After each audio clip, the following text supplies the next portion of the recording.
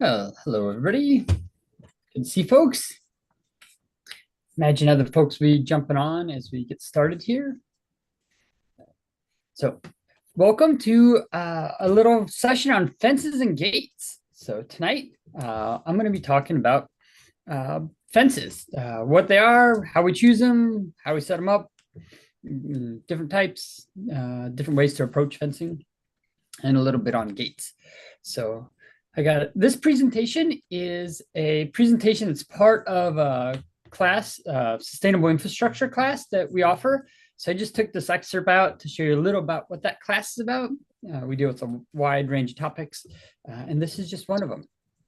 And as we go along, if you have questions, feel free to put them in the chat. I won't see them immediately because I can't read the chat and present at the same time. The screen's too confusing. But you can toss them in the chat or in the Q&A, or you can hold it till the end, and I'll have some time for Q&A at the end. So with that, oh, that song was somebody asked in the chat who that song was. I'll put it in the chat in a little bit. It's a Bean song. It's an old song that was recorded on wax cylinders and then brought into play. It's I got it on Spotify off Dust to Digital. It's a group that's been bringing old songs back. A song about beans. So first, I want to say welcome. I'm here in Mi'kma'ki, traditional unceded territory of the Mi'kmaq people, also known as Nova Scotia. It's beautiful. We've had a beautiful summer here, warm. We've had rain, but it's been mostly in the evenings. So it's been some nice rain in the evenings. And this is the land of the Dawnland people, where the sun rises on Turtle Island here in the east. And it's been a beautiful, beautiful year so far. So I hope you're having a good time where you're at. And if you feel called to, go ahead and put the traditional lands that you're on in the chat. This has been something we've been doing for a few years now, and I've really enjoyed seeing where people are in their traditional territories. Before, I had a vague idea of where some tribes were, but over the past few years, really, as I've been reading more, like, oh, I'm in Algonquin territory, like I'm getting a better visual map in my mind. So I think it's a good practice to put it in the chat. If you feel up for it, let us know where you're at. With that, I'm going to start a little PowerPoint and we'll move on from there.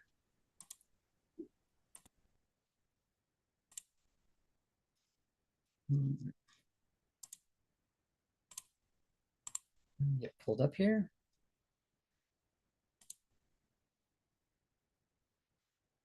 Okay.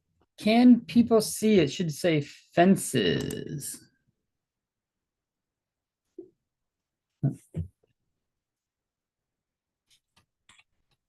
That's wrong play. Try it again. Should say fences. Okay, you can see it. Great.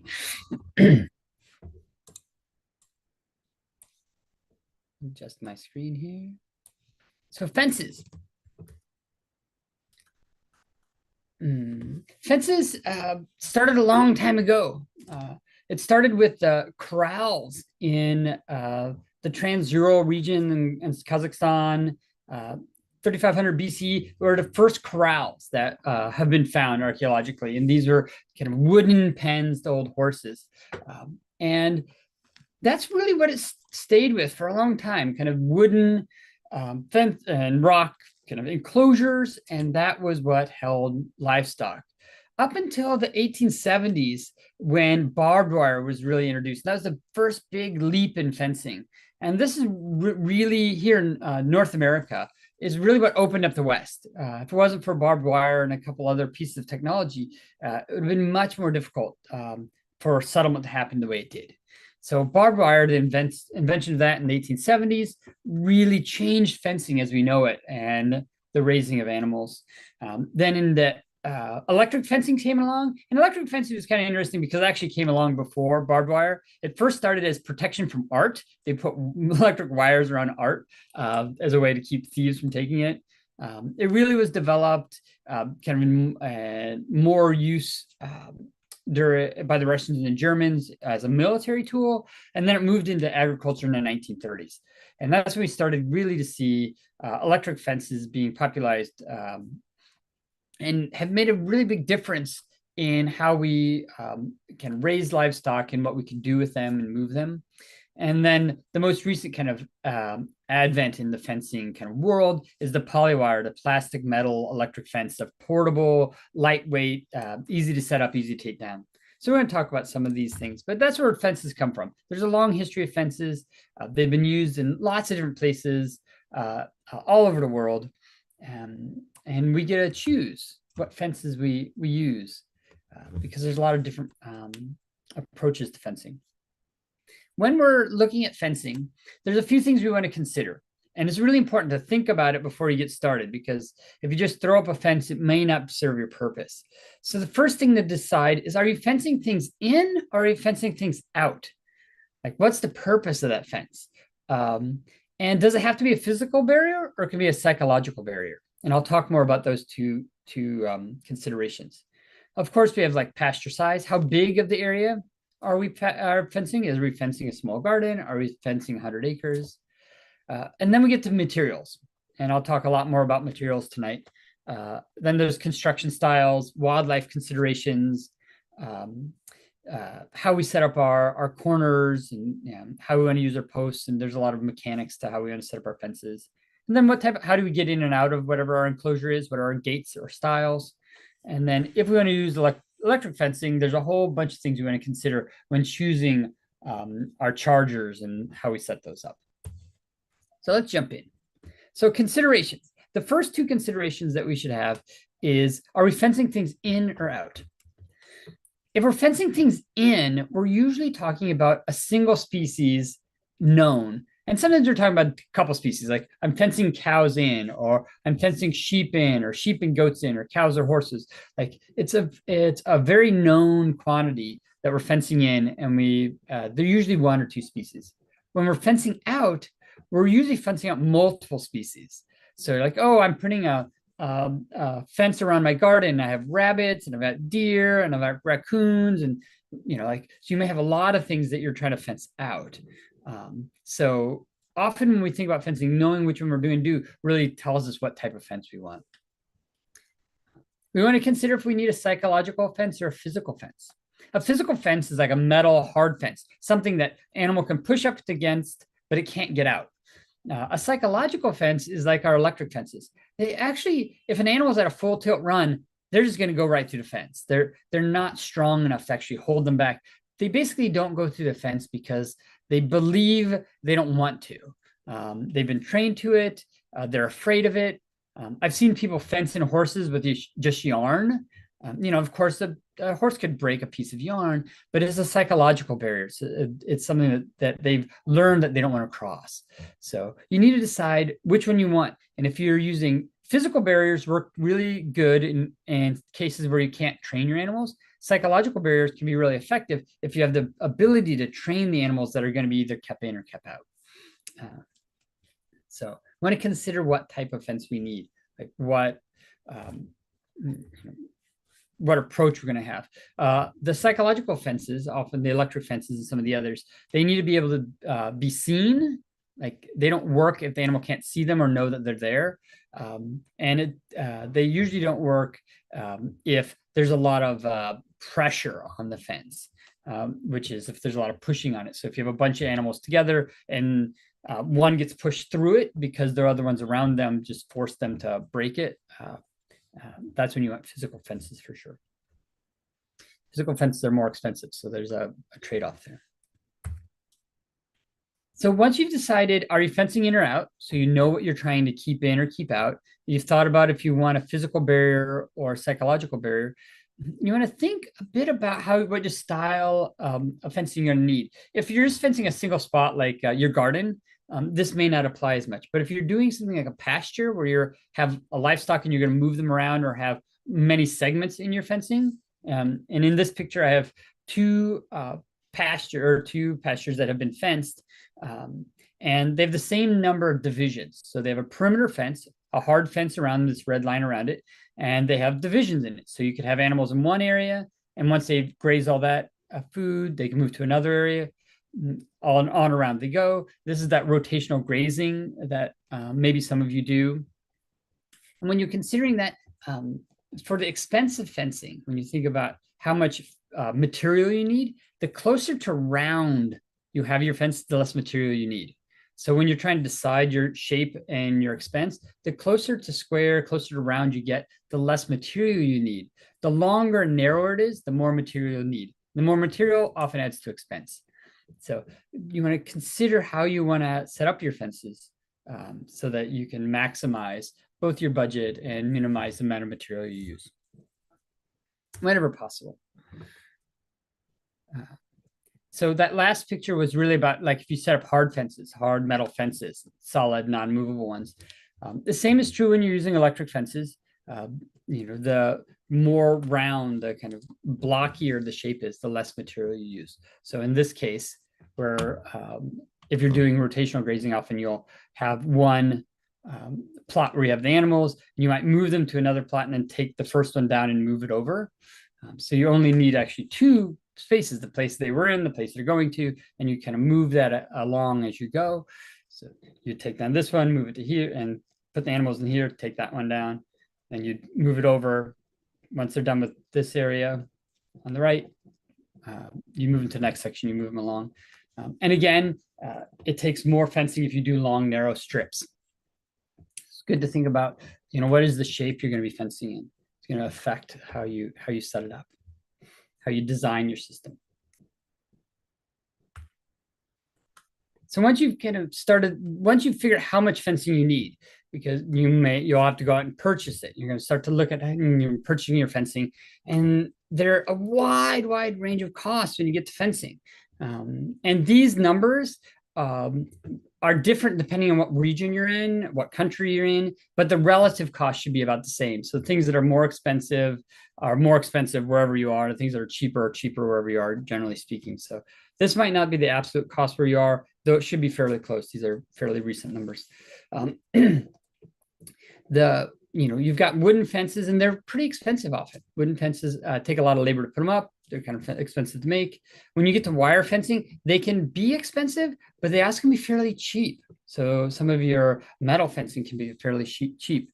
When you get to some of your electric, they can get even cheaper for the fencing part of it. When you get to the chargers, they add an expense to it. But for the actual fencing, they can be fairly even cheaper than some of your metal fencing. And then you have some other ones that I've named here that are harder to figure out the price for, things like hedges or brambles where you plant them. They just take time. They're not hugely expensive except for labor. You've got other, electric fences. You have urine fences. These are ones where people use dogs often, or will buy a product that'll make a scent around it. Some other uncommons are things like moats. And this is a double fence, and I'll talk about moats, not like the Doug Ford, castle moats. This is like a double fence moat. Copper line, these are fences for slugs. If you ever put like a copper wire around your garden, you can fence slugs. You can put big fences for things like giraffes and elephants. So we can fence anything, but the type of fence we choose, there will be an expense to it. So you want to figure out first how much fencing you need, then you want to start to price it out. Which style you're going to go with. And some of your considerations that you're going to consider along with cost is these types of fences we have. So in this, a picture of 3 different types of fences. Oh, get back there. Let's see it.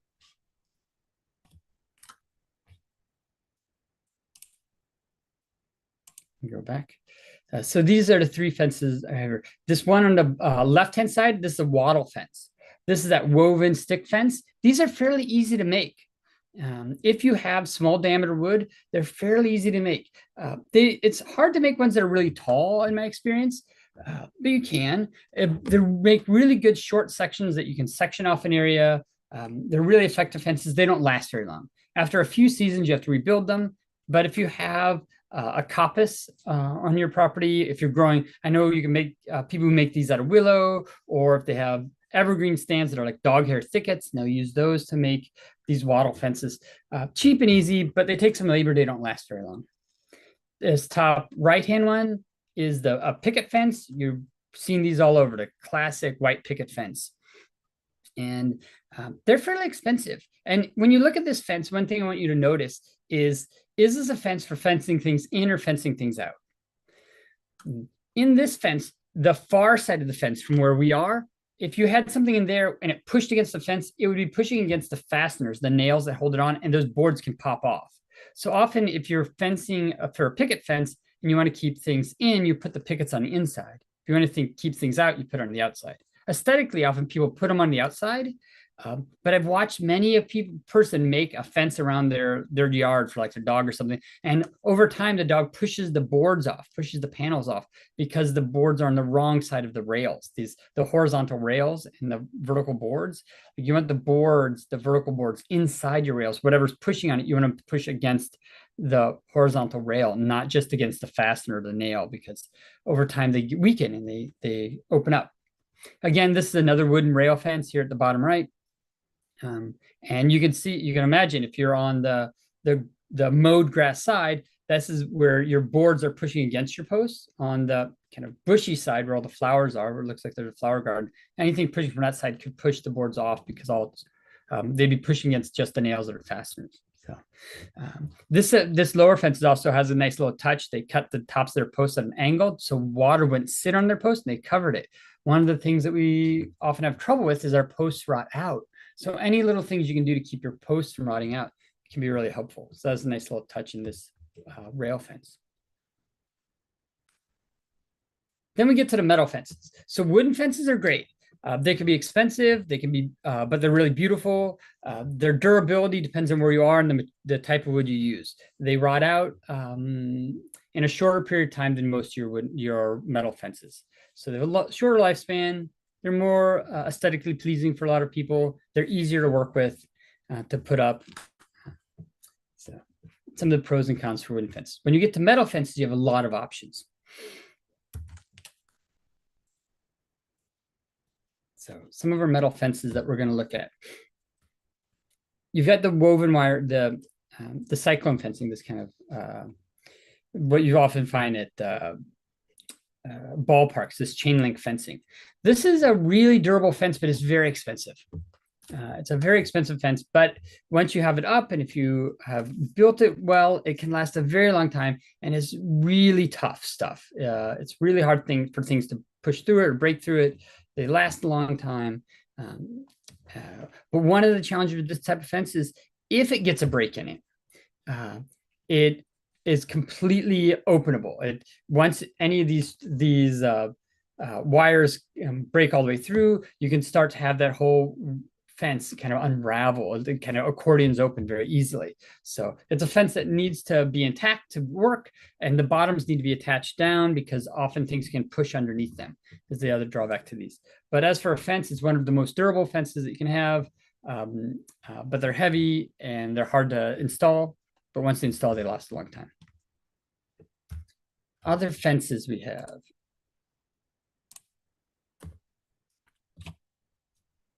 Slideshow is going really slow today. Oh, wait a second. Things are skipping around here. Hold on. Get back to the other fence we're going to see. Okay. Cyclone fence. Then we have our box fencing. Box wire fencing is a really common livestock fence. I've used this often for goats, sheep, cows. It's really good to keep deer out. It's a really standard fence. For these fences to work well, and these are the ones that come in rolls, they can either be tied, the union where the two wires come together are tied together. Sometimes they're welded together, like in this red example here, but they roll out 50, 100, 150 feet. You roll them out, you staple them onto wooden posts. They can be very durable. One of the things to make these fences last a long time is when you set them up, you need to stretch them. And there's a particular device called a fence stretcher where it's used to stretch these tight. And they'll last a lot longer if you stretch your fences versus if you just kind of roll it out and tack it up. You'll find that they get really wobbly and start to flop back and forth if you don't stretch them. You'll notice in the horizontal lines, these fences, they have these little kind of bends in the wire. Those bends are there on purpose. That's what it allows you to stretch it and for it to stay tight as it warms and cools. As you in the winter it gets cold and freezes, or in the summer it gets really hot, the metal will expand and contract, and those bends are what help keep it from distorting once you've pulled it tight. So these fences work great, but they work best if you stretch them tight when you first set them up and use adequately large posts. The failing of these fences often in the posts, they rot out and they fail, and that's where these fences often find their biggest challenge. Chicken wire. Chicken wire is a super common fence. You'll see it all over. It is not a very durable fence. For its price, it can be sometimes even comparable to some of the other fences in price. And it needs a lot of support. If not, it gets very floppy. So this bottom right-hand corner one, where they have a top rail and a bottom rail, this helps keep the chicken wire from flopping around. This top right-hand picture where there's only 4 posts it's wrapped around, it looks great right now. But within a season or two, that fence is probably going to need to be replaced because of how it just starts to deform over time. It doesn't deal well with being pushed on or pressed on. It'll definitely keep things out. It's really good about keeping things out while it's in good repair, but it rusts fairly easily. So for short term, it works really well, or for areas that you can really kind of attach all corners and edges, it can work well. But compared to some of the other fences, it's just not as durable. Another fence that is really common, this is cattle wire, hog pen, welded wire fence. There's a lot of names for it.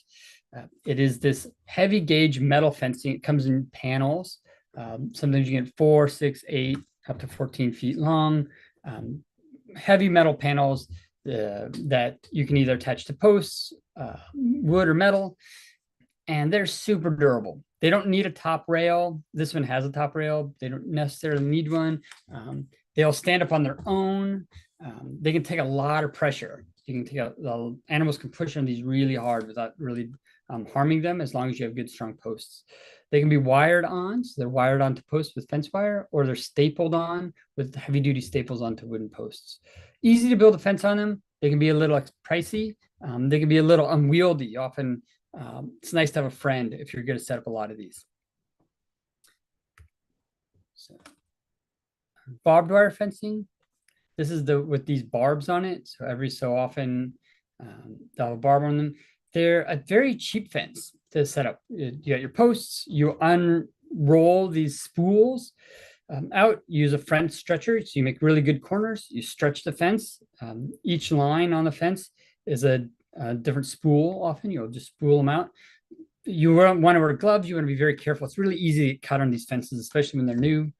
But they're fairly cheap, and that's why they used them for a lot of the fencing in the Western U.S. or Western Plains in Canada, just to parse off large tracts of land. They're cheap and easy to set up. The number one challenge I'd say is that they only last as long as their posts, and things can squeeze underneath them. And sometimes it's a challenge depending on what you're trying to keep in or out.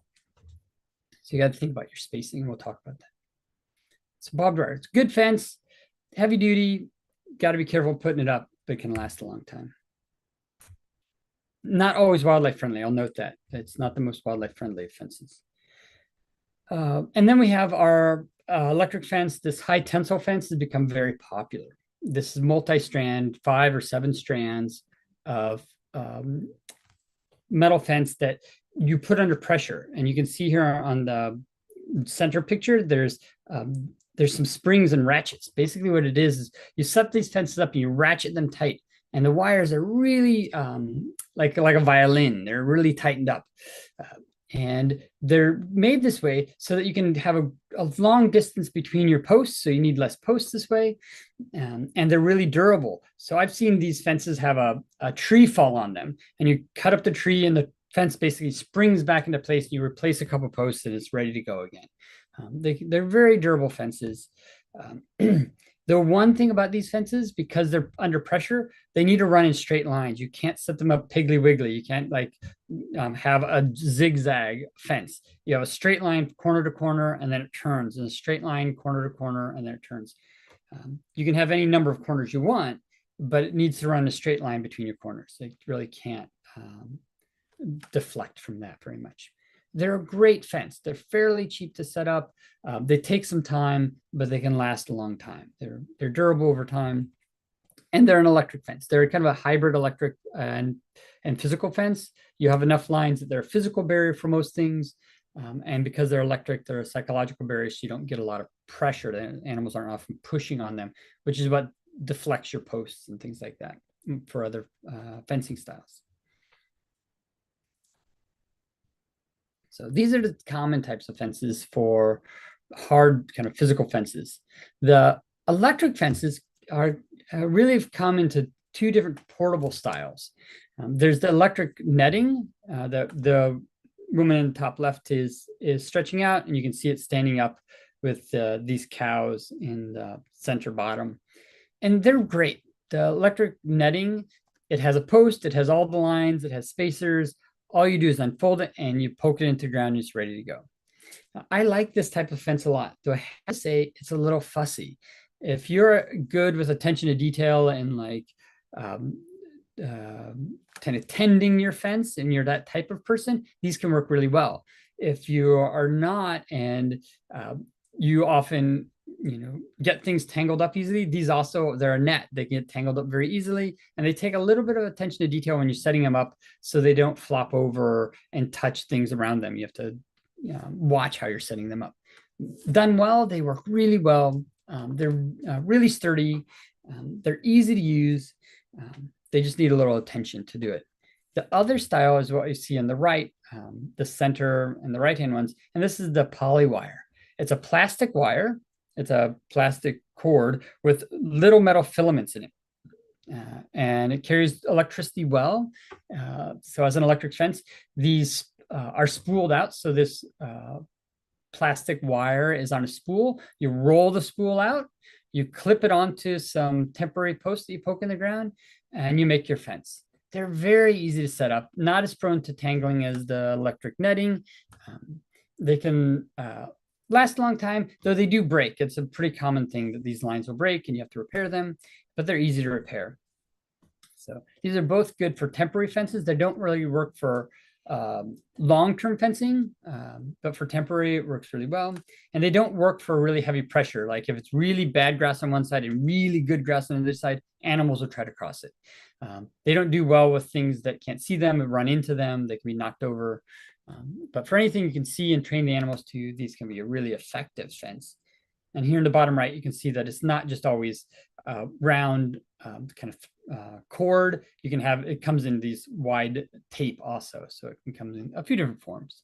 So electric fencing, this electric portable fencing has really changed livestock management in North America. These are also really good. The netting is really good for predator, not deer, but rabbits and cats and raccoons and things like that. The netting style can be really good for gardens too.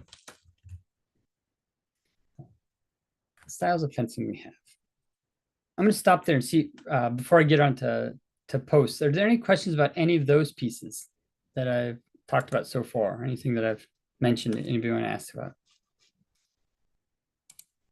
Check the chat here.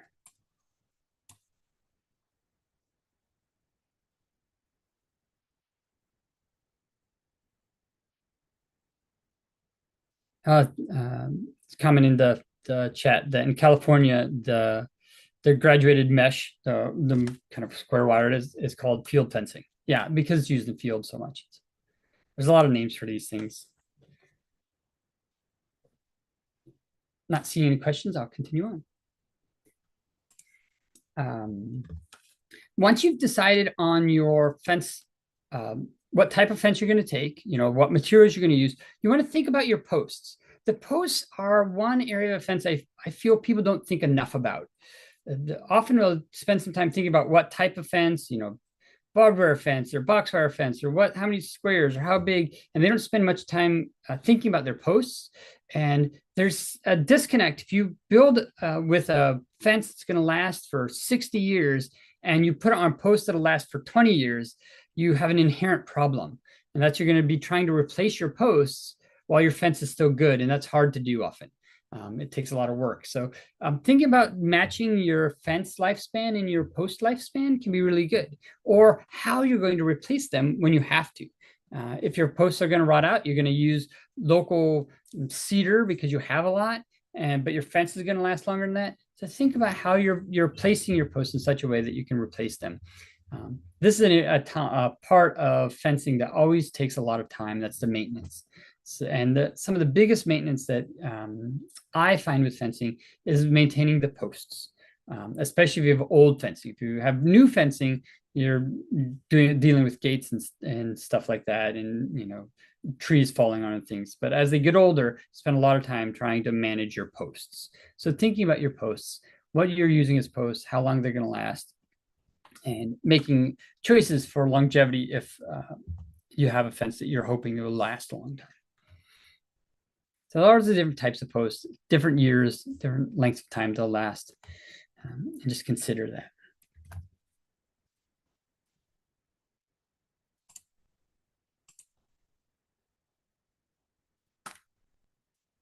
Okay, so are we fencing in or out? Are we looking for a psychological barrier? Can we train our animals to it? Are we looking for a physical barrier? Are they untrainable, or is there a lot of pressure? Things trying to get through our fence pretty intensely. What is our materials? What's the lifespan of them? How much does it cost? What do we have access to? What can you get in your area? How much is it going to take to maintain it? So these are important things. Before you even start building, you want to think about these things about your fencing. But once you've decided and you're like, okay, I know what type of fence I'm going to go with, and I'm going to start building my fence.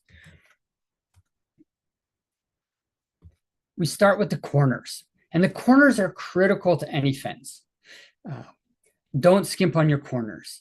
Like, actually spend the time to make good corners on your fences, especially if you're using a fence that you're going to stretch. So this is barbed wire fencing. This is high tensile fencing. This is that field fence or box wire fence. Anything that you're going to put up and kind of unroll and kind of stretch out, you need to have good corners. The corners kind of anchor the whole thing.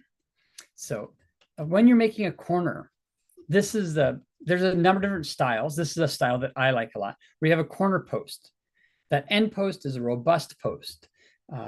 This is 6 to 7 inches in diameter. If you're using something that's going to have something like a field fence, the box wire fence or high tensile fence, it can be slightly smaller if it's barbed wire, but having a good heavy end post is important.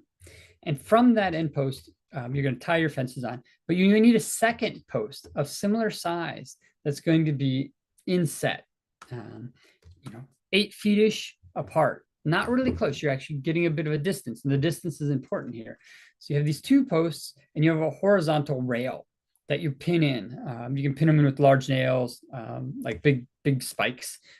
Most people use rebar for this, but you pin that post in there, and that allows you to put this diagonal. This diagonal line is really important. And what happens is if you have a single post, if you can imagine having one single post and you're having all the fence pulling on it, that top has a really strong lever and your post ends up starting to tip towards the fence. If you don't want it to tip, that's what the second post is for. So you put 2 posts, this rail and this diagonal, which means that for this top of this post to tip inwards, it needs to push this other post. And that other post is being held by this wire back to here. So it really has to move the base of the post. So having that triangle, so this is this wire triangle. So this is a piece of wire that is made as a loop.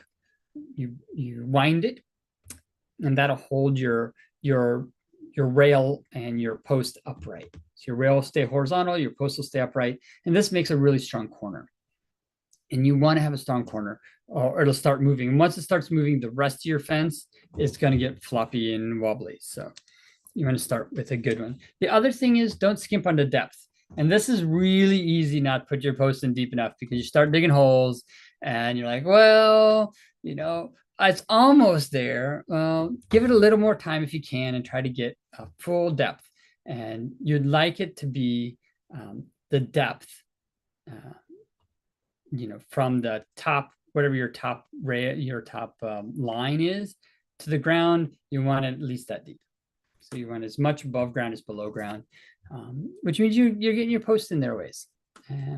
And, you know, if you live in, I grew up in the Midwest, I grew up in Illinois, and you could take a postal digger and you could dig 6 feet and you may never hit a rock at all. I mean, you could just dig right down, wouldn't take you much time at all. And then I moved to Vermont. And let me tell you, you couldn't dig 6 inches without hitting a rock. And it was much harder to put a post in, but well worth it if you can get it all the way in. So put your post in deep, have really good corners, and try to have this H style where you have this horizontal rail, this diagonal cable that holds it all tight. And it'll give you a nice strong brace to work from. If you're not making a corner, if you're not making an end, you're making a corner, they're just like ends, except for you do an extra one. So it's basically two corner or two ends. You make one end and then you make another going the other direction. It's set up the same way, same depth, same size posts. You're just doing a turn. So it's the same setup.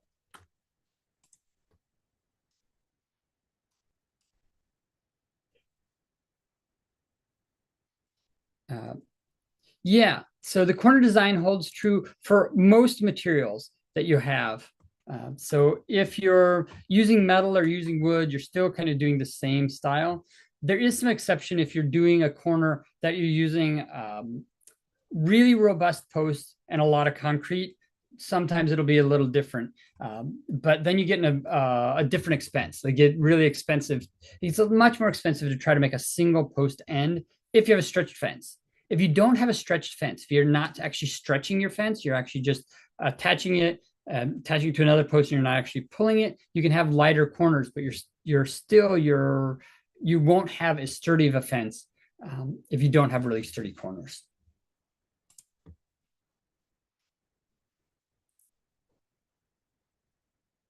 I'm looking at the chat here. Hold on a second. It says, my corners are the weak spot of my fencing. My workers. Yes, this is true. The corners are the constant challenge. So focus on your corners. Do really good corners. You'll be happier in the long run, especially a year or 2 or 3 or 5 years later. Sometimes you don't notice the first month or even the first year, but you'll really notice it over time if they're not strong. So make good corners, make good ends. The other thing that all ends do, and we'll get to this, is the end is also where you attach your gate. And that gives a whole nother set of challenges. So you need really good ends if you're going to attach a gate to it, which is another thing that really stretches that corner post a lot. Anyway, we'll get to gates in a minute. So once you get good corners and get good ends, you've got a good end, you got a good corner, then you're going to stretch the fence between your posts. And depending on the type of fence you have and the type of animals you have in it, your spacing will vary. So I've got a few examples here. And at the end of the slideshow, I have a list citing some of the resources that you can find this information to. So the distance between your posts is really important. If you get too far, your fence gets floppy. If you get too close, you're just using extra material. That's an expense that you don't need. And it means you have to dig more post holes, which is often just a drag. So you want to maximize your distance without making a weak fence. So here's an example. If this is cattle fence, so this is one of those field fencing, this box wire fencing. You roll it out, has the square wire. Sometimes it's graduated where it's bigger squares on the top and smaller at the bottom. You stretch it out. This is for cattle when the difference between the two sides is pretty stark. So they've they graze one side, or sheep or goats, whatever the animals you have on one side, grass is greener on the other side. It definitely is greener, and they want to push past it. They're going to push on that fence. You're going to want a fence that has 9 to 10 horizontals. So the number of like horizontal wires, 9 to 10 of them, with a 6 to 12 inch spacing. So these are like 6 to 12 inch wide.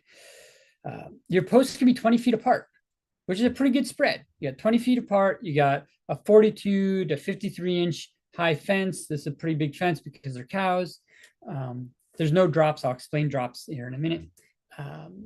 And they're bracing. And a brace is after you run 600 feet or so, you need to make a brace. And a brace is an end in the middle. A brace is this. This is a brace, except for instead of being an end, you just put it in the middle of your fence and you have 600 feet on the right-hand side and another 600 feet on the left-hand side. It's in the middle of the fence. After you've run a long distance, you're running long fences, you'll put this brace that keeps it from wobbling. You know, it's like the max distance you can go without kind of reinforcing your fence. So every about 600 feet, you'll put one of these kind of what looks like an end. You just put it in the middle of your fence as a way to sturdy it all up. So you're not pulling, 1,000 feet of fence all in one big pull. So that's what a brace is.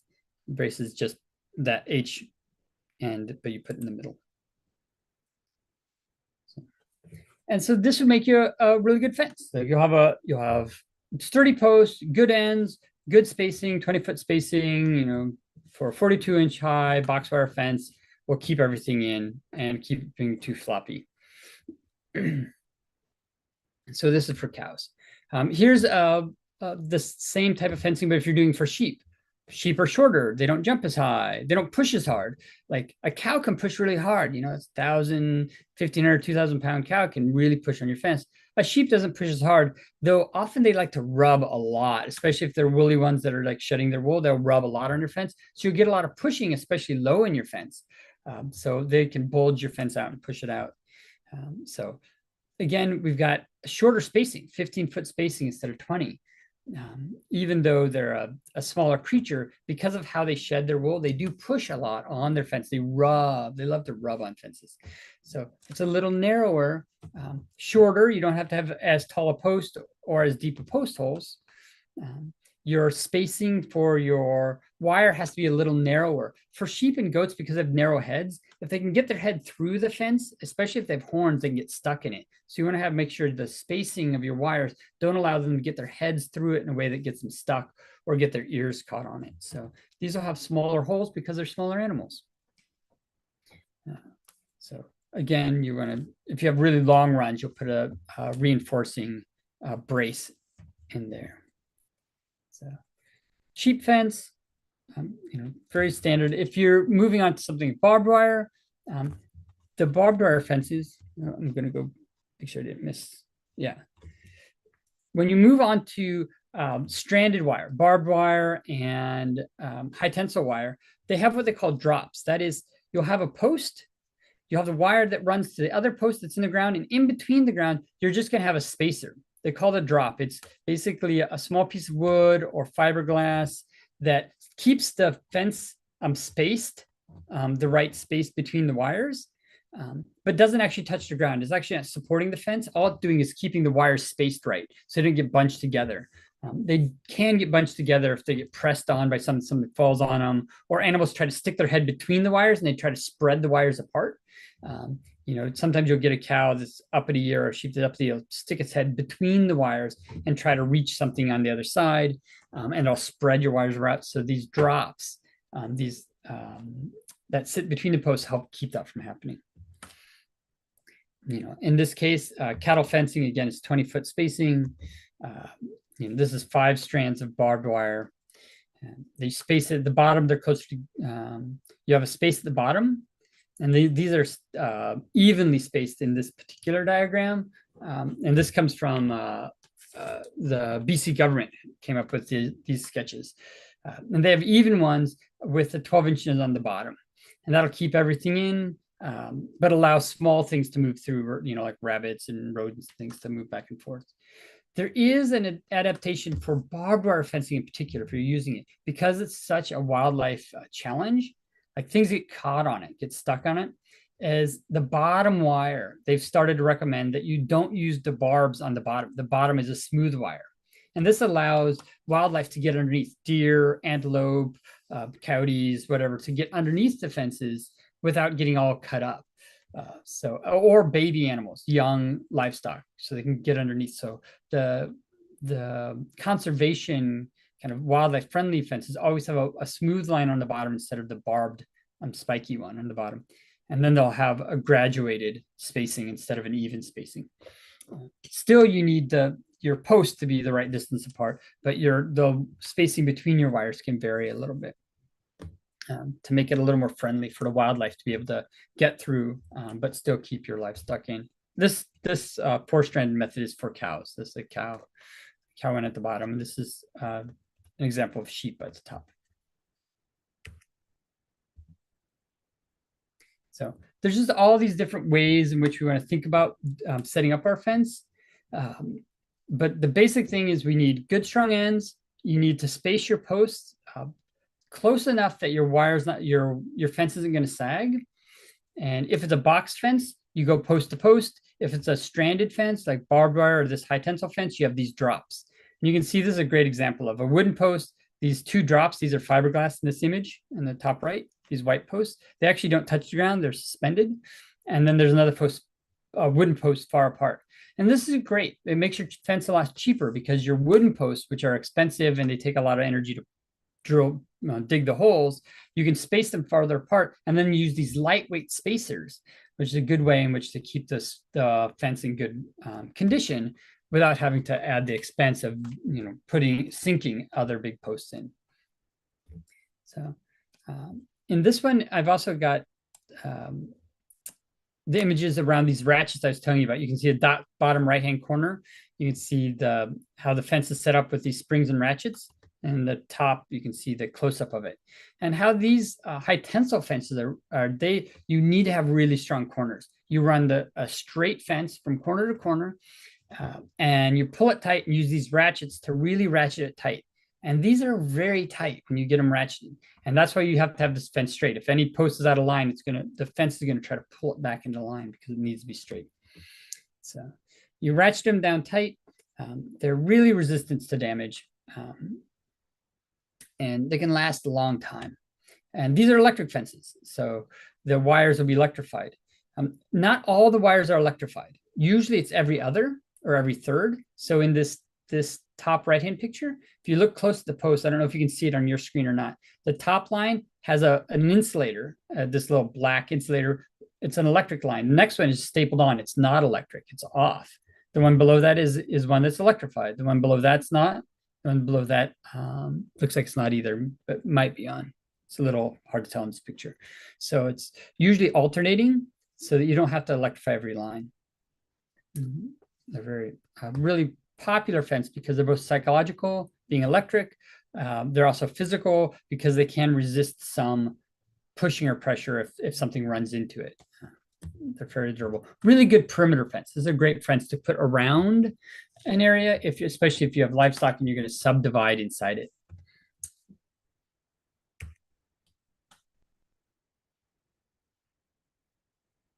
So that's high tensile. When we move on to the polywire, this is that plastic wire fence I was showing you about.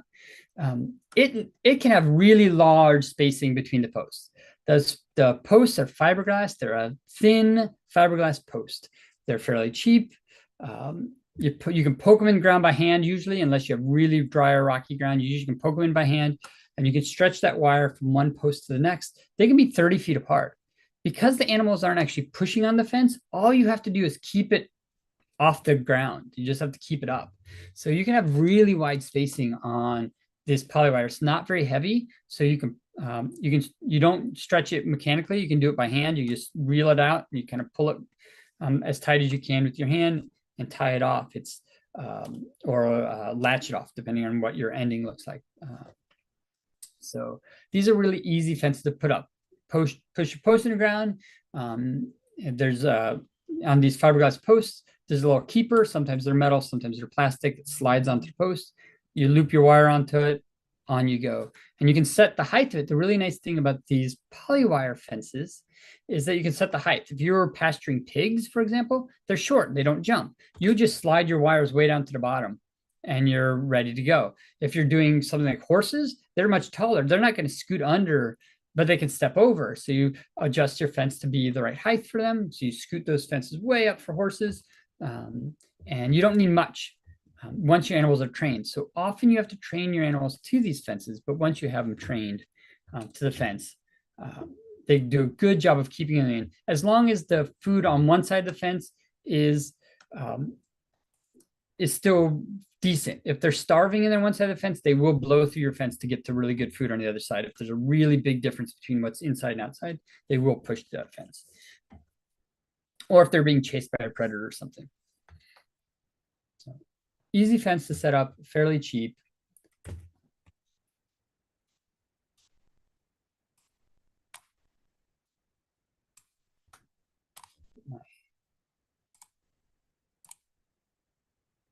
Yeah, here's another picture of this. For a sheep. The first one is a cattle one. This is a sheep one. Again, it's just a couple of lines, long spacing. You just pull it out. Really easy fence to put up.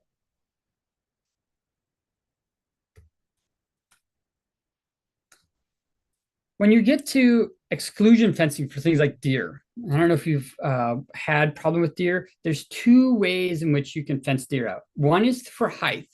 A deer can jump about 8 feet. So you need an 8-foot fence to keep a deer from jumping over it. So it's very common, 7 to 8 foot exclusion fencing, tall posts, tall wires, stretch it out. These take a little bit to put up. They're labor intensive to put up. Once you have them up, if you've done a good job, you don't have to really do a lot of maintenance on them. But I highly recommend you get good posts, because replacing posts on 8-foot fences is a lot of effort.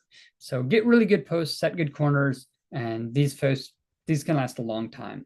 Some people do not like to have the visual barrier that you get with an 8-foot fence. You can see them, they're tall. You notice them on the landscape. The other way you can do deer fencing is what they call a moat. And that's what's on the right-hand side here. This is where you have 2 fences with a space in between them.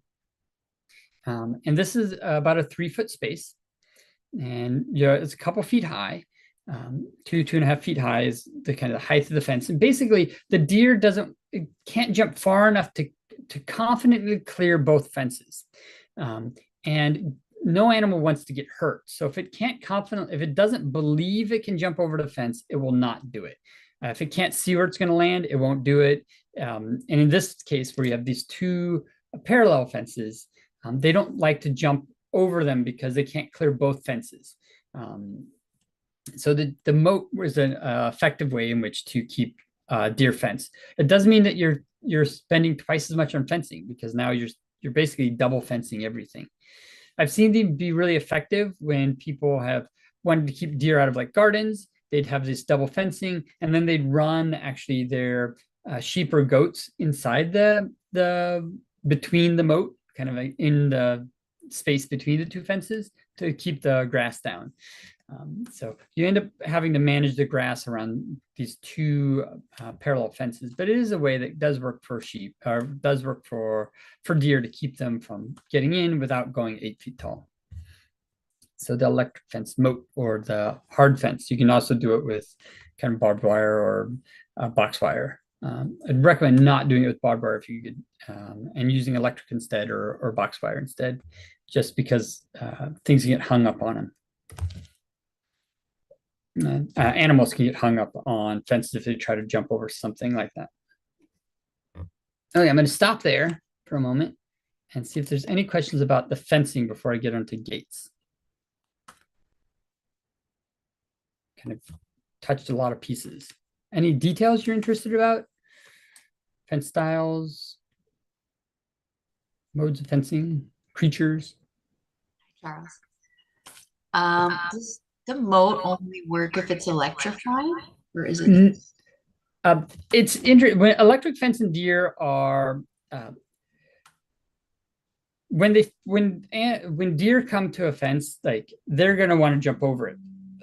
If it's an electric fence, they'll take a pause, and if you have it electrified and they touch it, they're going to be like, I don't want to touch that, I don't like it. So having a double electric fence makes like 2 things, and they have to figure out how to jump over it. It doesn't have to be electrified. It can be a hard fence, because it's a psychological thing. Like, I can't jump, like the second one, it doesn't matter if it's electrified or not. They're not touching it. They're like, they see 2 fences. They're like, can I jump over both?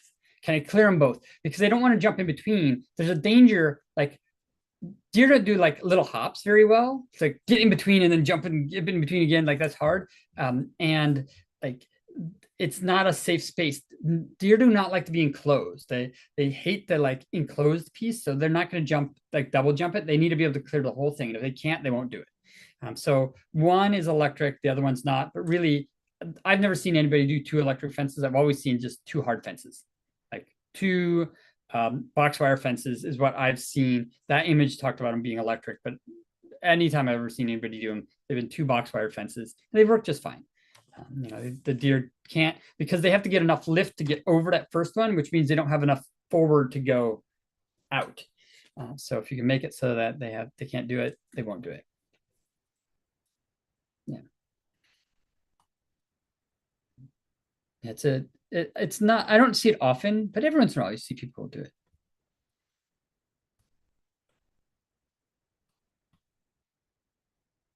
Any other questions or comments? I just want to say that I used kind of a moat technique to keep my neighbor's dogs out when I fenced my property originally. I left a 2.5-foot gap between my neighbor's fence and my fence. And so sometimes the dogs would dig under one fence, but it gave me time to run out screaming with a broom. Yep. To chase them away before they got into my property.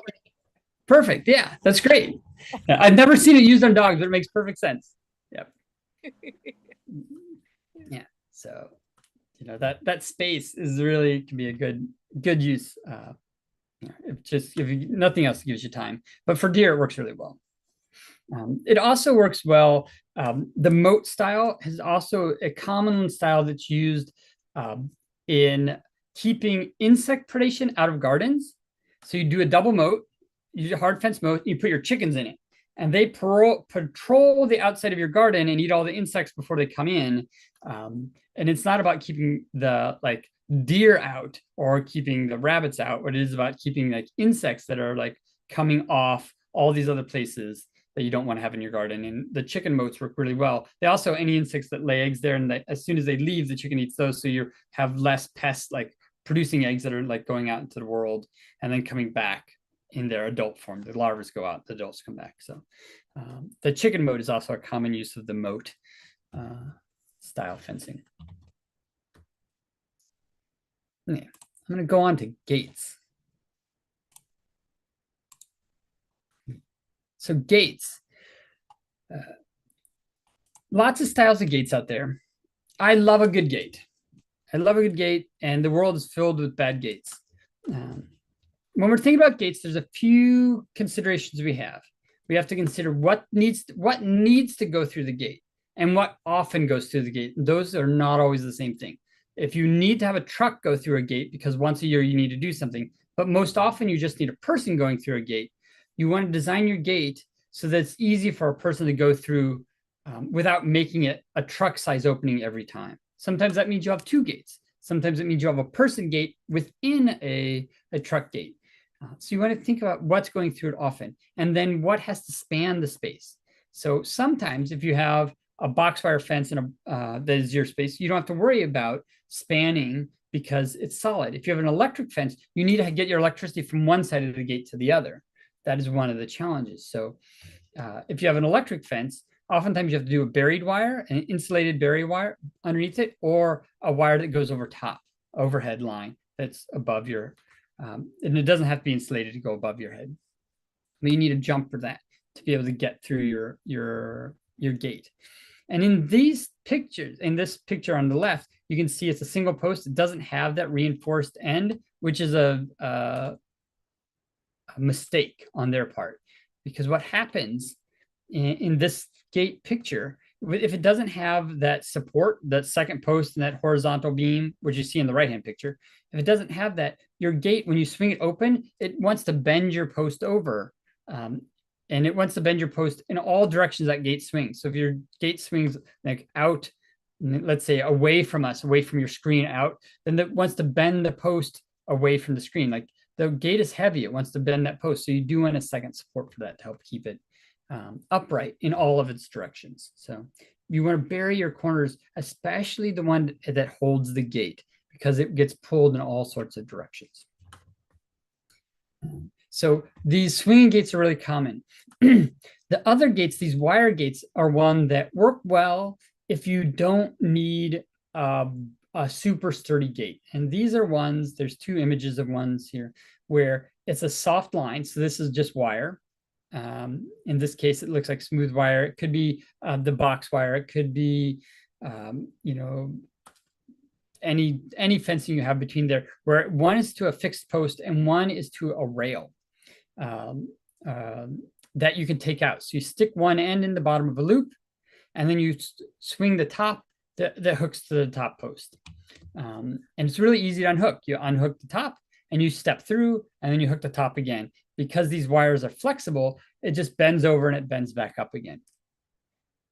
It's a really easy, sometimes they call them Arkansas gates or Missouri gates or wire gates. There's lots of names for them. And this is another example of that same one where it's attached firmly to one side. The other side is just looped. So you take the loop off, you walk through, you put the loop back on, but it's not a swinging gate. It collapses more because it's just wire, just made of wire.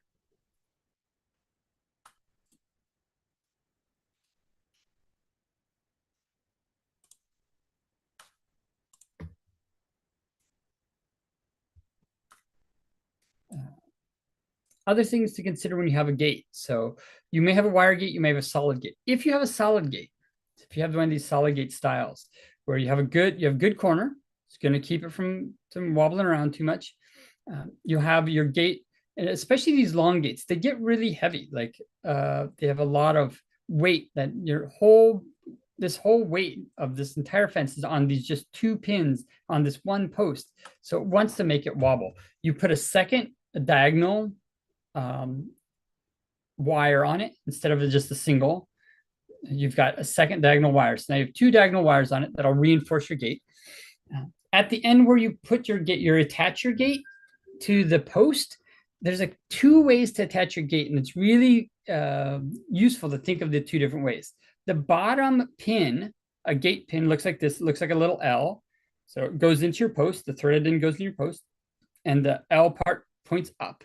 Your gate sits on it. The top one, you have two choices. You can have the L point up like the bottom one. Makes it easy to put in, easy to swing. What happens when you do it that way means that you can lift the fence up off your hinges and open the gate. This sometimes is a benefit. If you need to take the gate off, take the whole gate off to do repairs or to get something through, if you need to take the whole gate off. It is not a benefit if you lock the entrance and somebody wants to get in your fence and they just lift up their end and open the other end because they can. So if you need to be able to lock your fence, you want to put that top bolt so it faces down and not faces up. So it'll be a downward facing bolt instead of an upward facing bolt that holds the top of your fence in. I've also seen animals that were savvy figure out how to rub on fences and lift gates off their hinges. So sometimes you want to make that top hinge bolt face down to keep animals, especially with larger animals, cows and horses. I've seen savvy ones figure out how to lift gates off. When you're making a gate, you want, for a wooden gate, you want these horizontal spacers. Some people like to have them even, some people like to have them graduated. It depends on what you have for animals in or out, what you're trying to keep in or out. Sometimes having closer spacing at the bottom is really important so you don't get babies out or small animals coming in or out. Other times it doesn't matter, especially for larger animals that you're trying to keep on one side of the fence.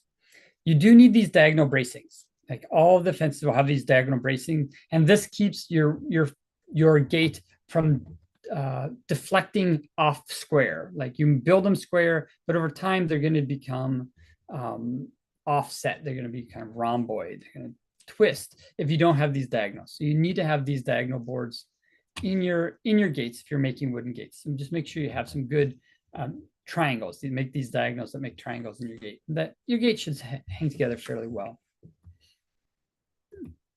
On your end, that's not the end that the gate is attached to, but the end that it swings from, it's often nice to block it. I mean, this picture has a really good block at the bottom, or actually has a block attached to the post, or some way when it attaches to the post, it holds that end of the gate up so that it gives the second post a rest.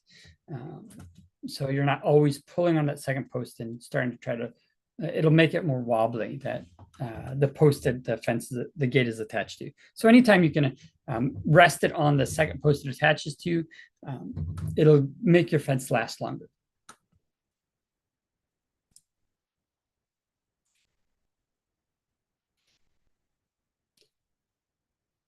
So in the chat, somebody has a goat that's figured out how to lift it off the L pins. Yeah, so you could put a screw on the top. Yeah, at the top. When you talk about this L pin, when I was talking about you want to put them down, you also can put a bolt or a screw above it so that you don't have them lifting it off. But it is something you need to think about because your animals will always be trying to figure out how to get through your gates. If you can walk through it, they think they can do it. A few other styles of gates. You have some gates that have the high side gates. These are really great because they don't sag as much. This third bolt up here and this high rail that crosses across the top means that you have two posts that are connected with a hard connection, with a physical hard bracing, and that keeps your posts from deflecting and really keeps them upright. These are really great. They're really great to do. It just means you have to have a really long post, which sometimes get expensive or hard to find if you don't have them on your property already.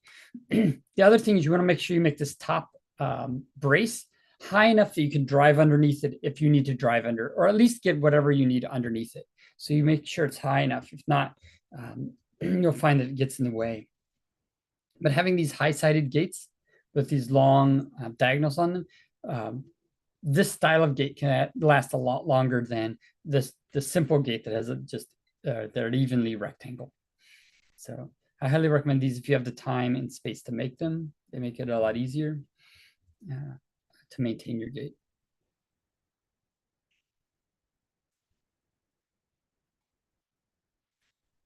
For latches, all sorts of latches.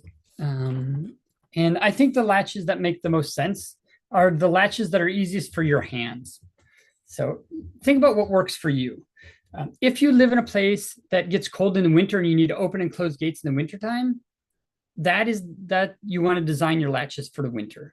If you live in a warm climate that doesn't get cold, but it gets rainy, you want to design latches that can work when they're wet. If you open and close your gates on horseback, you want to have ones that you can reach from on top of a horse. So you need to think about what that is. In these kind of loop style ones where you have this, what I called an Arkansas or Missouri gate or wire gate, where it just loops over, those are really handy, easy latch for a simple fence. Tube latch, these are really nice, where it's just two tubes where you slide up a metal rod that's been bent in them. They're really easy to open and close, and you can do it one-handed. Often getting through a gate is easy when you have two hands, but once you're carrying something, which is all too common when you're trying to get through a gate, like, can you make your latches that you can do them one-handed? So you don't need two hands to do it. So that's a nice one-handed slider. This loop style one, this chain latch one on the right, this is a product that is made. You can find them out there. I like them a lot because you can do these in mittens and they don't freeze. Like, these are ones that for when I've worked in cold climates, wintry cold climates, these are very nice. They're a chain that attaches to one side to the gate itself, and there's a big staple in the post, and you put this kind of looped piece of metal over top of it. They're really slick.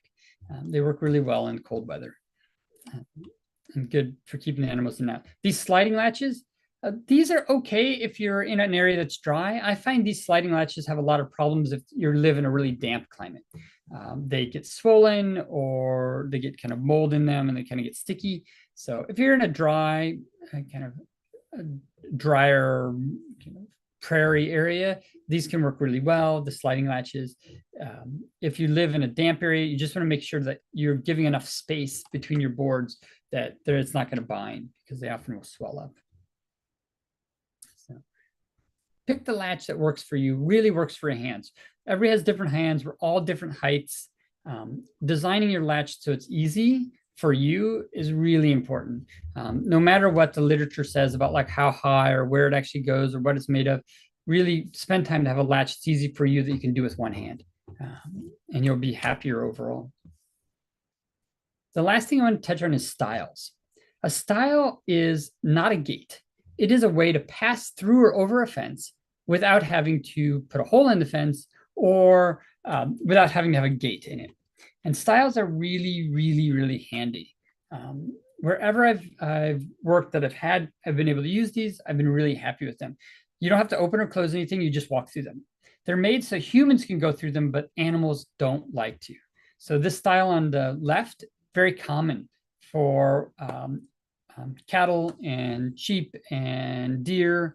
Goats can figure them out sometimes, but basically, because of how our eyes work, because our eyes are in the front of our head, we can see depth in a way that the prey animals cannot, and they don't see this as a way out. It looks like a solid fence. From any angle you look at it, it looks like a solid fence. So it doesn't look like you can go through it. And even when you get in it, you have to do this funny little snake curve that doesn't work for most animals. Like, it's too uncomfortable to be enclosed and trying to go around things.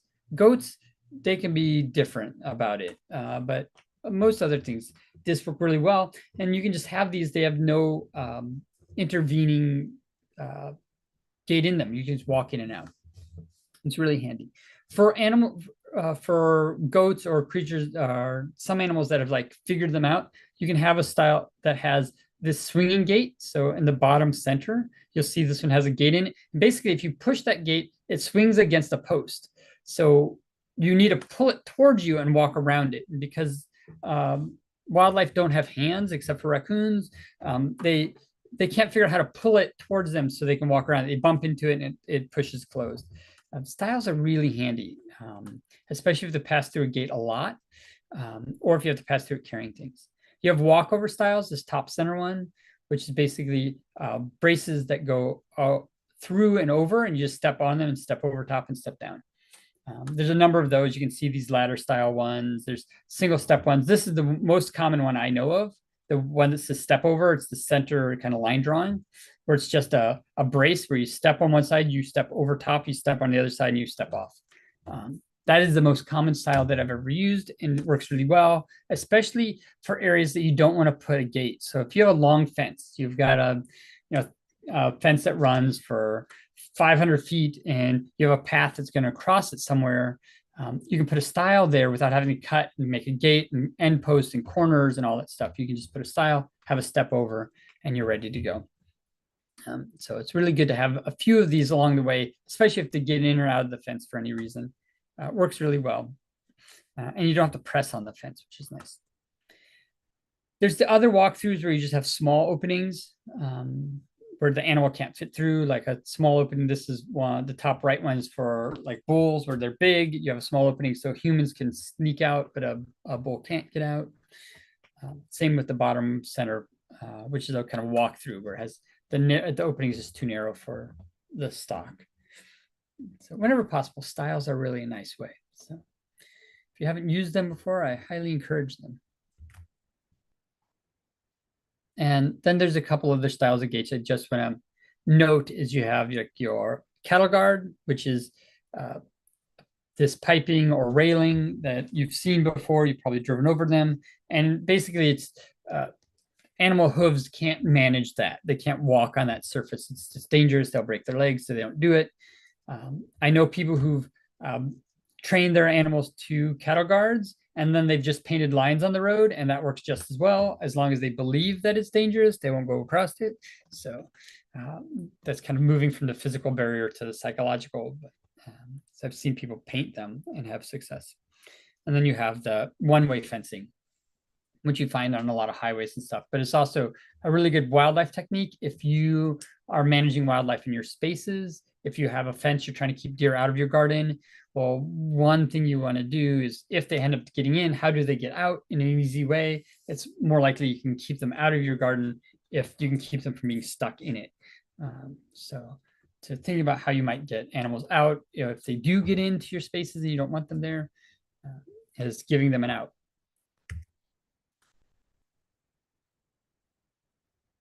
And this is my last slide. I know I'm a little over my hour, but bear with me. And that's solar or electric fence chargers. So we've been talking mostly about solid fencing.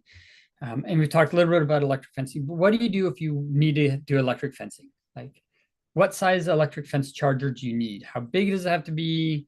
How do you figure it out? And there's a couple just kind of general rules we have. And that is, you'll often read on the package that says miles of fence or feet of fence that'll charge. Really, you need to look at the joules, and they'll all be rated in joules. They'll have somewhere on the package to talk about how many joules they are. And what you want to do is you want to figure out how much stored joules it is. So how many joules it has times 0.7, which is your outpoint joules. And that'll help figure it out, because you need 1 joule per mile of fence. So if you have a long fence, you need, many joules. If you have a very short fence, you don't need that many. And you can just do the math. Once you figure out how much size charger you need, so you need, half a joule charger or something, you get a charger, you like it, whether it's solar, electric, whether it's plug-in, doesn't matter. The area that most electrical fences fail on is they don't have an adequate ground. People tap one ground rod lazily in the ground and think it's good enough, and that's not true. Like the attachments on your electric fence, one goes to the fence, one goes to your ground. The ground has to be well grounded. If you have if your ground is very dry, if it's very rocky, you may need extra grounding rods. So sometimes I'll put in 2 or 3 rods to really get a good grounding. So you want to have, 1 really good rod at minimum. Often you want 2 or 3 rods spaced out 2 or 3 feet apart. And that'll give you a good ground. If you don't have a good ground, no matter how strong your charger is, when you get very far away from it, their animals won't get a charge. They won't actually feel the electrical charge, because it needs to push energy through the wires, which is easy, through the animals, which is a little more difficult. And then it has to come back to the ground. If your ground is not, if your charger is not well grounded, it can't finish the circuit. So then your fence stops working. Or at least when you get the farther you get away from your fence, you get the weaker and weaker it gets. So good grounding is really, really critical if you're going to run electric fences. And it is the #1 failing of electric fences, is poor grounding. And then that's followed up by having too much grass or brush touching the fence. That's the second thing that usually makes electric fences not work. See a couple things in the chat. Okay. I'm going to take a look here. I'm going to actually, I think this is my last slide, and then I'm going to take a look at the chat.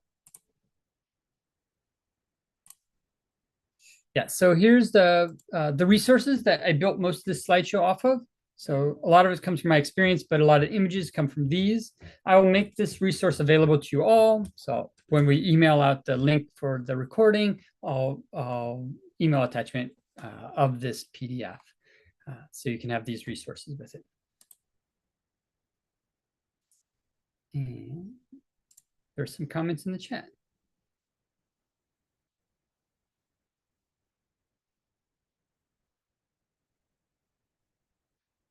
There's a question about, can predators get through the stiles better than the herbivores?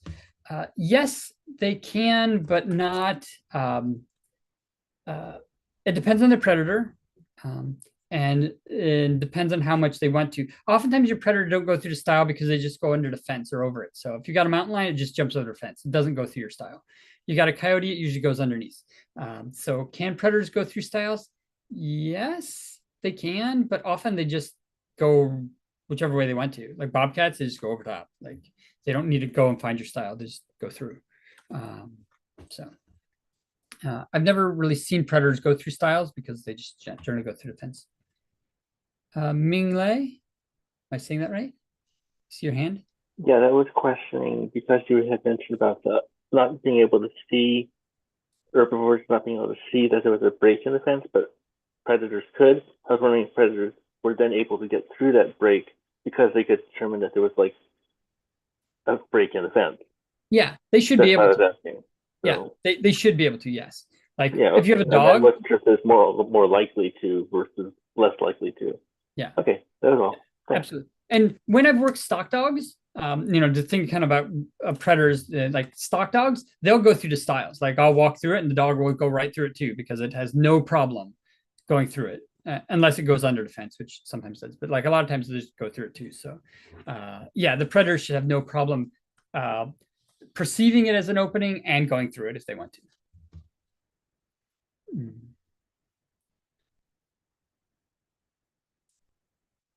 Yeah, Gene said a motivated bull can easily jump over cattle guard. Is true. One of the things about a motivated animal in general, whether it's a bull or a goat or a sheep or a cow or whatever, if they're motivated, a lot of these fences can fail. I've seen all sorts of crazy failures of fences because animals really decided they want to be on the other side. As long as they're happy, all these fences work well. As soon as they get unhappy with their situation and really want to be outside of it, they start to test. I've seen cows take a full run, 100-yard sprint right at a 5-strand, electric fence, high tensile fence, and hit the fence and flop over it to the other side and start grazing. And I put them back in and they just take a run at the fence until they hit it and just flop over. They don't get electrocuted because they're going so fast. They just flop over it and are on the other side. I've seen animals that shouldn't be able to jump fences. I've seen plenty of animals figure out how to push underneath them. Woolly sheep figure out when their wool is still like full, that they can tolerate electricity. So they can like push through electric fences and you shear them off and they stop doing it. A motivated animal will test your fences. So it's good to have sturdy fences, but also try to keep your environment for them happy enough that they don't feel like they really, really, really want to get to the other side. But you can't always do it. It's our constant work with fences. I'd like to hear about motivated animals. Where I live, we have cougars, we have mountain lions, and I have a horse. Yep. And you probably know one of the mountain lion's favorite snacks is horse meat. So when I put up my fence, field fencing with T-posts, metal posts, I put plastic toppers. They're actually for holding electric wire, but I just put them on the tops of the posts just in case my horse freaks out. She sees a mountain lion and she tries to clear the fence and she doesn't get impaled on the T-post. So that was how I fixed that. No, that's a great approach. Yeah, it's one of the challenges with when you have predators chasing animals. Like they do all sorts of things that can hurt themselves. Protecting the top of your post, having breakaways. Like just please, sometimes if you know this is a problem, having breakaway parts of your fence to where break is going to be and how to fix it. Right. It's true. Electra also has mentioned that they live in a really dry, rocky area where the electric fence usually doesn't work. And this has a problem. If you live, I did grazing in Northern California, and in the summers, by the end of the summer, it's so dry. Like the fence just had almost no charge. So it took two things to have it work. One is I had to train my animals really good. So by the time it got to the dry season, they're like, I'm not even going to try it. They're like, they just knew it was bad news and they just trusted that it was still going to work, even though it really wasn't working very well. The other thing is there are some electric fences where what you do is instead of having it ground through the ground, you have the ground where the wire that goes to the ground, you rewire your fence so that the top wire it goes to the hot part of your electric charger. The next wire goes to your ground. The next one goes to your hot. The next one goes to your ground. So they touch two wires and they get electrocuted. It doesn't go through the ground. So it's like a positive, negative, positive, negative, or negative, positive, negative, positive wiring. So you rewire your fence so that you're not wiring it ground to the ground. You're actually wiring it to every other wire in your fence. So that all they have to do is touch two wires. And that's how you get away in dry areas. That's how you get your electric fence to still carry current when the ground just doesn't have enough water to do it. Oh, that's good to know because, as I mentioned, I live in Eastern Kern County, which makes you were in Northern California. It makes that look like the tropics. I mean, we're just a spit distance from the Mojave Desert out here. And so I had, when I was my fence up, one of the local fence builders said, "Don't even go with electric fence because the ground isn't there." But that's a strategy I haven't heard. Yep. That's interesting.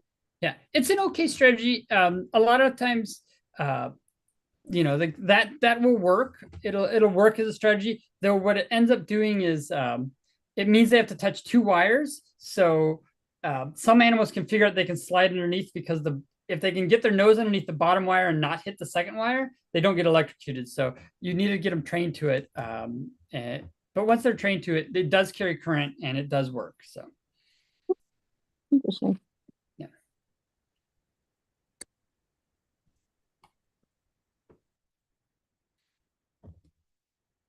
So the world of fencing, there's a lot that we can do with our fences. But when we approach fencing, I think the thing I would like people to carry away, if nothing else from this, is when you go and start to do your fencing, take a little time before you start to think about what it is you're trying to have happen. You know, are keeping in or keeping out? You know, what is it that you want? And really design your fence for your needs, and not just on like somebody said that this is a good fence, but like what is it you want? You know, and which style of fence is going to be successful with you, because it can eat up a lot of your time. Like fencing can take an incredible amount of time to maintain it, repair it, figure out what's going on with it. They can be finicky, but a good fence can save you a lot of time and a lot of energy. So spend the time trying to figure out like how long do you want your fence to live, and make sure you get pieces that'll live that long. You know, think about what you want to keep in and what you want to keep out, and design your fence for those particular things, and not over design your fence to keep things that you don't need in and out from moving. You know, like you can design a really, really strong fence that can be very expensive, but maybe you don't need one that quite so heavy. So figure out what you need it for and design your fence for your needs. Are there any last questions or comments?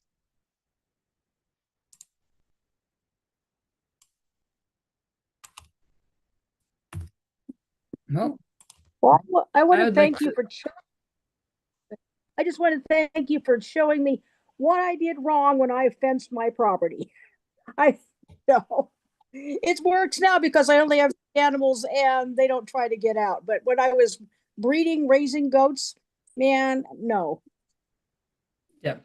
I realized that I had done a lot of stuff wrong. But oh well, this is a great presentation. Thank you. Oh, you're welcome. And I hope everybody learned something from it. If you have any questions, you feel free to reach out to me, Charles Williams at eatactivist.org. And as I said, this is an excerpt from a larger course called Sustainable Infrastructure, where we talk about electrical and plumbing and roads and fences and waste management and how do we practically do these things in our spaces. So I've dropped that in the chat. It's on the Earth Activist Training webpage. We also have 3 great free offerings coming up soon. So if you like this, we have one coming up, Designing a World of Abundance with Eric Olson. He's an amazing permaculture designer, and Brandy Mack, who's an amazing community organizer. And they're going to be doing a really great workshop on July 31st. We have Running Your Business So It Doesn't Run You with Patty Love, who does our permaculture business class. She's amazing. That's on August 4th. And then on August 12th, we have Nature Connection and Observation for permaculturists with Chris Gilmore, who also is a font of wisdom about the natural world. And I encourage you to come to any of those. You can sign up on our webpage, earthactivisttraining.org, in our webinar section. And all those links are in the chat.